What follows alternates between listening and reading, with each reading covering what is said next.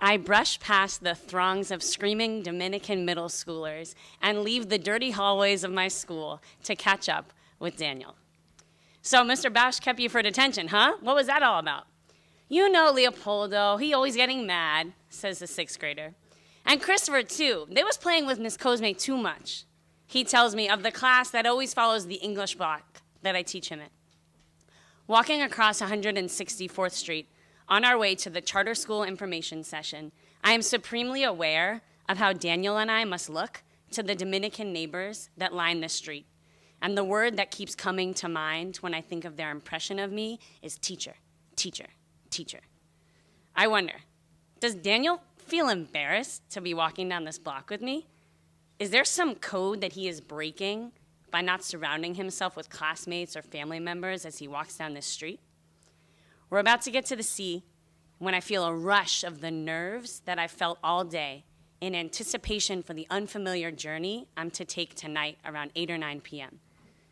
I'm going to have to chaperone Daniel back to his apartment after this information session by myself at 8 or 9 p.m. in the Heights, alone. My heart starts to race, but I try to tuck away the fear and press pause on the video I have playing in my mind of me dropping him off at his apartment and then getting mugged and then getting kidnapped. We pass a Domino's. Pizza, I tell him. You know how much I love pizza. Yeah, and bagels, he replies. Of course, I smile. You know I love bagels, I say, remembering the Saturday school session where I shared my love of bagels with Daniel and his classmates, encouraging him to try the halves that I had cut for them as I devoured 2 whole ones. That was the day that, upon seeing my excitement for the breakfast food, Daniel had told me, "You're an adult, but you have, like, the mind of a little girl." Down in the subway station, Daniel's half-fare Metro card, when swiped, tells us to see the agent on duty. My eyes comb over the rest of the uninhabited station for a man or woman in a familiar maroon MTA jacket. No one. I'll just go under the thingy, Daniel says, heading towards the turnstile. No, I'll get you a new card. It's okay, he says. Let me just go under the thing. No, Daniel, here. I head towards the machine. Daniel hits Espanol, and while the lack of English does not faze me, la máquina está rompió, and I have no cash. I look down at Daniel, whose slight smile has started creeping across his face and eyes. See? It's no problem. I can just do it, he says, motioning to the turnstile. I stay standing in the same spot, and something comes over me. That's not fear. It's much more immediate and much more practical. It's helplessness. I can't find a quick fix for the situation at hand. I don't want Daniel to simply duck under the turnstile. I don't want Daniel to get into trouble. It's no big deal. It's just one time. You're his teacher. Don't suggest that he breaks the law. But I check my phone. It's almost 5:30. The next train comes soon, and I don't want to be late. He looks at me.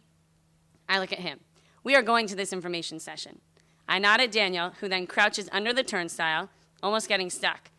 Seeing his backpack caught underneath the next silver rung makes me laugh. I smile and shake my head. Oh, look, Miss Bennett, the police, they're coming to get me. Daniel jokes with me as I do a double take. Very funny, Daniel, I say sarcastically. His eyes once again light up in understanding. He too is happy. The train comes and we board. Off to the charter school. We finally spot the letters Democracy Prep Public School, halfway down the block. There's a crowd of African-American students in navy blue dress pants and vests crossing the sidewalk. I have so many ideas of what the image of the group of students in front of us means.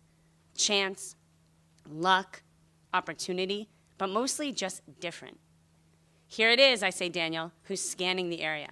This could be your future school, so I want you to take in everything you see. Try to notice everything, okay? He nods, and I wish I could read the thoughts I imagine are running through Daniel's mind. What does he see? We walk into the neat reception area. A white male teacher passes who I recognize from the training we received a few summers ago. He is apparently a teacher here, and I am immediately jealous. I think about my rat-infested classroom, and I can't imagine what it would be to work in a place like this, a place so put together. I whisper to Daniel that I know him, and I wonder if he remembers me, and then this guy walks by and he nods at me. If the strange circumstance that his English teacher happens to know another teacher at the school has fazed Daniel in the least, He does not show it. I wonder, is he thinking about the fact that maybe we know each other because we're both white? Or is the fact that we're both white the reason his mind doesn't dwell on the fact that we know each other? More families have gathered in the lobby. One set of African-American parents and their 2 boys. An older mother speaking a language I don't understand, but I think is Arabic, and her son.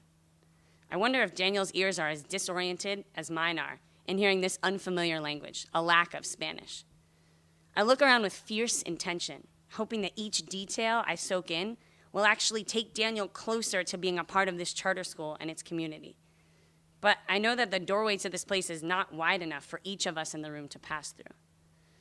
Finally, a tall, light-skinned African-American woman walks to the front of the lobby to lead us back. We head back, and it looks like a charter school. Wide hallways, bright lights, colorful signs. Daniel eyes tennis balls on the bottom of some chairs, and he looks at me confused. Why they did that? He whispers, it's a charter school. They want everything. They like their classes to be like silent and orderly and quiet, I tell him. So instead of the chairs making a scraping sound, I'm interrupted when the lady clears her throat to begin. She glances around the room, surveying the crowd. We catch each other's eyes, and I see her look from me to Daniel. I wonder if she notices what I did when I first walked in the room. I'm the only adult here who's not a parent. So once again, Daniel and I haul up a set of subway stairs. But this time, it's into the brisk night air at the 155th Street station. We've just spent the whole train ride swapping democracy prep facts, firing questions at each other. But as we climb the stairs, my Sarah voice starts to overcome my Miss Bennett one. Here we are, I think, the big bad walk through the heights.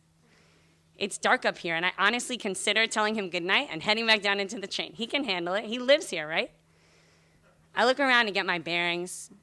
I check my apartment keys in my pocket. I check the phone battery to make sure there's enough to get me through the walk. What time is it? He asks me as he comes up right behind me on the stairs. He doesn't think twice as he crosses in front of the bodega, so I try to relax. But it's too unfamiliar. I've never been up here. Maybe this is how Daniel felt in Central Harlem. I don't think he can sense how uncomfortable I am. At least I hope he can. I can't sense what he's thinking. This is just a normal walk for him, and it should be for me too. And why am I so uptight? Does my teacher authority expire at sunset? If I'm not afraid of being with my students, what about walking through a dark neighborhood freaks me out? I mean, isn't it just filled with students, my students and other teachers' students and their families? I look again at my phone. It's 8:27, I tell him. Which way should we go?